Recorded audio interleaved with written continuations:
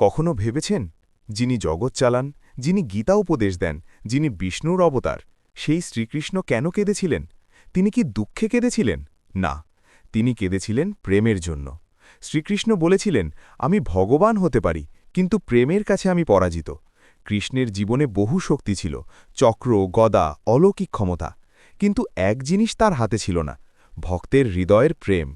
বৃন্দাবনে গোপীরা তাকে ভালোবাসত কোনো স্বার্থ ছাড়া। তারা জানত না কৃষ্ণ ভগবান, তারা জানত শুধু কৃষ্ণ মানেই তাদের প্রাণ।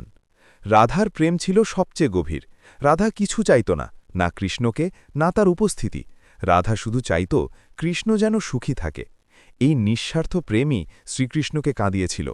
একবার শ্রীকৃষ্ণ বলেছিলেন, আমি স্বর্গ দিতে পারি, মুক্তি দিতে পারি, কিন্তু রাধার প্রেমের ঋণ শোধ করতে পারি না। ভাবুন, ভগবান নিজেই বলছেন তিনি ঋণী।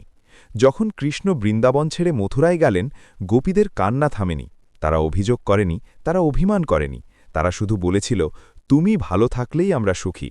এই কথাই শ্রীকৃষ্ণকে ভেঙে দিয়েছিল, কারণ প্রেম যেখানে শর্তহীন, সেখানে ভগবানও অসহায়। কৃষ্ণ কেঁদেছিলেন কারণ এই পৃথিবীতে এমন প্রেম খুব বিরল, যে প্রেম কিছু চায় না, শুধু দেয়। শ্রীকৃষ্ণ আমাদের শেখান, প্রেম মানে দখল নয়, প্রেম মানে অধিকার নয়, প্রেম মানে ত্যাগ। আর তাই তো তিনি বলেন, যে আমাকে সত্যিকারের ভালোবাসে সে আমাকে পায় না, সে আমাকে হয়ে যায়। আজ আমরা বলি, আমি তোমাকে ভালোবাসি, কিন্তু সঙ্গে সঙ্গে কিছু চাই। কৃষ্ণের প্রেমে কোনো চাওয়া ছিল না, ছিল শুধু দেওয়া। এই জন্যই শ্রীকৃষ্ণ কেঁদেছিলেন, দুঃখে নয়, প্রেমের গভীরতায়। ভিডিও শেষ করার লাইন, কল টু অ্যাকশন। যদি এমন নিঃস্বার্থ প্রেম আপনিও বিশ্বাস করেন, তাহলে শ্রীকৃষ্ণের নাম নিয়ে একবার রাধে রাধে লিখুন। যদি এমন নিঃস্বার্থ প্রেম আপনি বিশ্বাস করেন, তাহলে শ্রীকৃষ্ণের নাম নিয়ে একবার রাধে রাধে লিখুন।